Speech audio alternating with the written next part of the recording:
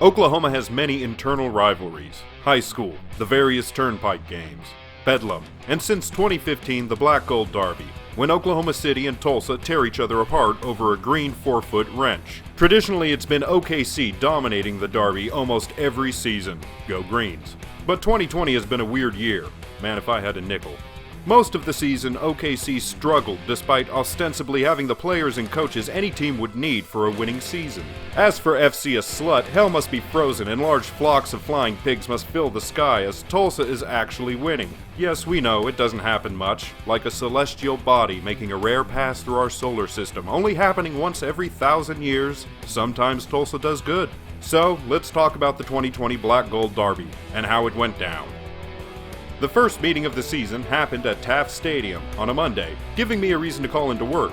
We decided to conduct some recon and sit next to the away supporter section to observe the behavior of 83 United outside their natural habitat.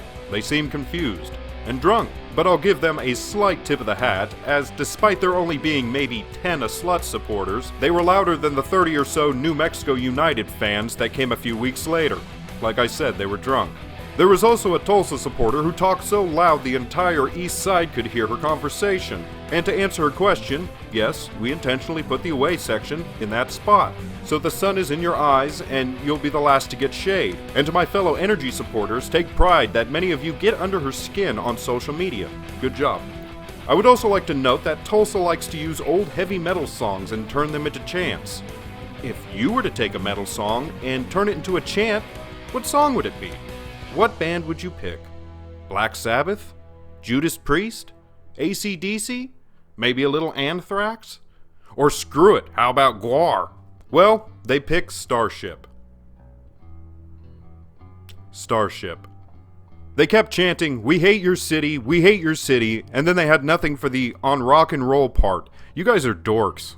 Anyways, as for the game, it was pretty even on the field with both clubs putting one in before the half, courtesy of DaCosta and Chavez. For the second half, both defenses did well enough not to allow any further goals, ending in a 1-1 draw and letting 83 United drink and drive their asses back to Tulsa. The next meeting was at One Oak. Oh joy, we get to travel to Tulsa, to a baseball park.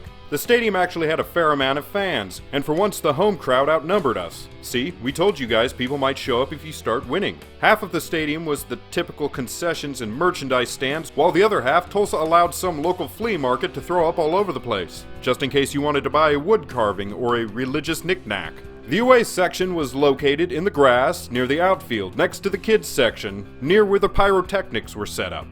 This was still better than no shade and the sun in your eyes.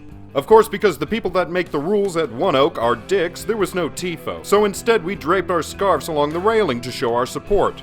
FC Tulsa would score in the 73rd minute by Suarez, followed by an energy red card on Hernandez for some bullshit.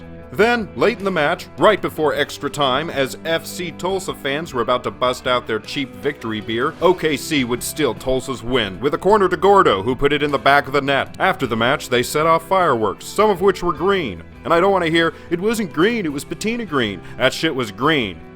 As for the final derby match of the season, it was on a Wednesday. We planned on attending the game, but stuff came up, and had to settle for watching it on ESPN Plus sign. And, well, while it was going our way,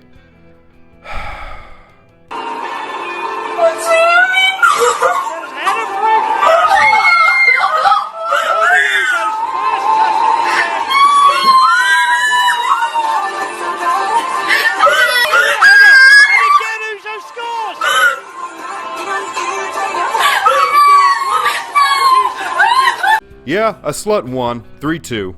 You gotta let little brother win sometimes, or else it's bad for their self-esteem and they start crying again. You know what it's like listening to Tulsa bitch for an entire off-season? It's great, actually. We enjoy their pain. But 2020 has sucked, and this is the Energy's worst season. But there was some good.